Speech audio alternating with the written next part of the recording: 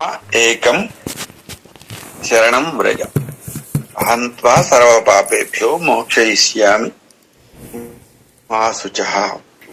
దాని అర్థం ఎవరైనా చదువుతారా?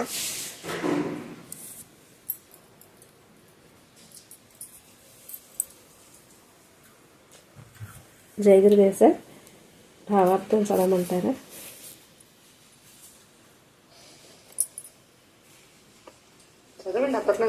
ఓకే. తాత్పర్యం మరియు భావార్థం. ఎలాగంటావా? సర్వధర్మాధర్మముల విచికిత్సను మాని మమైక బుద్ధితో నన్నే పూర్తిగా శరణు పొందు. నిన్ను సమస్త పాపముల నుండి నేనే రక్షించి మోక్షమిస్తాను. దుఃఖించకు. ఇది నా చరమోపదేశం. శరణాగతి సూత్రమును.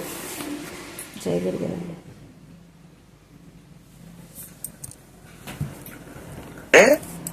ధర్మాన్ని ఆచరించు, నీ ధర్మాన్ని నువ్వు ఆచరించు, నీ కర్తవ్యం అది అని ముందు అంతా చెప్పుకుంటూ వచ్చాడా? ఆ చెప్పిన తర్వాత ఏం చెప్పుకుంటూ తర్వాత దాన్ని ఎలాగా దాన్ని ఉద్ధరించాడంటే దానికంటే పై స్థాయిలో ఏం చెప్పాడు?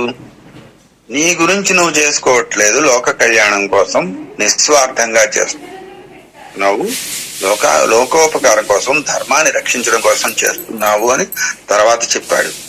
ఈ చేసేవన్నీ పరమాత్మకి అర్పించి పరమాత్మ పరంగా చేయమని తర్వాత చెప్పాడు. ఇవి స్టెప్ బై స్టెప్ మనకి నెక్స్ట్ లెవెల్స్ గురించి చెప్పిందనమాట. అంటే అలా మొదలు పెడితే, నిస్వార్థత మొదలెడితే మనసులో త్యాగం వస్తుంది. అంటే దేన్నైనా వదిలేయగల స్థితి వస్తుంది. అటువంటి మనస్థితి వచ్చాక అప్పుడు కర్మ నేను కర్తను కాదు, అంటే కర్మ నేను క్రియేట్ చేయలేదు, కర్మకి నేను యజమానిని కాదు అనే భావం వచ్చి ఈ కర్మ భగవంతుడే ఇచ్చాడు కాబట్టి ఆ భగవంతుడు ఇచ్చింది భగవంతుడి కోసమే చేయడం అనేది భగవత్ పరంగా చేయడం, అది యోగం అవుతుంది. అంటే భగవంతుడి యందే మనస్సు బుద్ధి పెట్టి బుద్ధిని మనస్సుని భగవంతుడిలో లయం చేసి ఆయనలో కలిపేసి, అంటే కలిపేయడం అంటే ఏంటి? మన సొంత మనస్సు మన సొంత బుద్ధి పనిచేయదు అనమాట. ఇంకా భగవంతుడి బుద్ధి భగవంతుడి మనస్సే పనిచేస్తుంది. అది లయం చేయడం అంటే. లయం చేయడం అంటే కలిపేస్తాను, కరెంట్ కనెక్షన్ ఇచ్చాను అని కాదు. ఓకే, అలాగే చేసి అలాంటి మనస్సు బుద్ధితో పని చేసినప్పుడు అది భగవత్పరంగా అవుతుంది. అది యోగం అంటారు దాన్ని. అలా చేసేవాడినే యోగి అంటారు. అలా చేసి సిద్ధించుకునేవాడు, సిద్ధింపజేసుకునేవాడు. అలా ధర్మాలు అంటే ఇక్కడ చెప్పే కర్మలన్నీ కూడా యజ్ఞసూత్రంతో, అంటే భగవంతుడే విశ్వం అంతా నిండి ఉన్నప్పుడు, భగవంతుడే అన్ని పనులు చేస్తున్నప్పుడు మీలో ఉన్న భగవంతుడు కూడా అందులో ఒక భాగంగా చేస్తేనే, అంటే అన్ని పూసలు కలిపితేనే దండ అవుతాయి. ఆ పూసలన్నీ సముద్రంలోంచే వచ్చాయి. ఆ పూసలన్నీ క్రియేట్ చేయబడ్డాయి భగవంతుడి చేత. ప్రతి పూస ఒకటే ధర్మంతో క్రియేట్ అయింది. ఒక పూస తర్వాత ఇంకో పూస రావాలి, దాని పూస తర్వాత ఇంకో పూస రావాలి. ఇవన్నీ కలిపితే 108 అయితే జపమాల అవుతుంది. ఇలాగా అందులో ఏ ఒక్కటి తప్పినా, ఏది విరిగిపోయినా అది ధర్మం తప్పినట్టు అవుతుంది. భగవంతుడు చెప్పిన యజ్ఞ కార్యక్రమానికి ఆటంకం కలుగుతోంది. అప్పుడు భగవంతుడు వచ్చి దాన్ని సరిచేయాల్సి వస్తుంది. అలా వచ్చేవే అవతారాలు.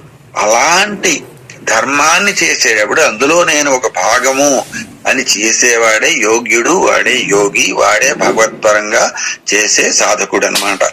అలా చేస్తూ ఉన్నప్పుడు నీది అంటూ ఏదీ లేనప్పుడు, కర్మంతా భగవత్పరంగా జరుగుతున్నప్పుడు, నువ్వు చేస్తున్నాననే భావం కూడా లేనప్పుడు, ఓకే, ఇప్పుడు ఏ పని చెప్తే ఆ పని చేయడం అనేది జరుగుతోందని అర్థం.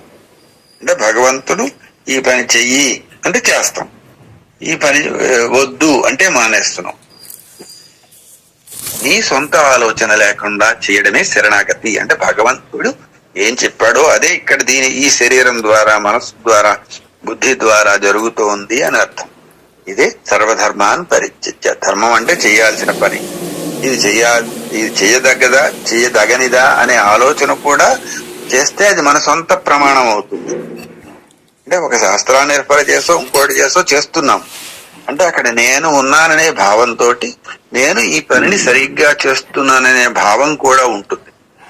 సో ఆ భావం కూడా తీసేయాలంటే ఇచ్చిన పని చేయడం వరకే.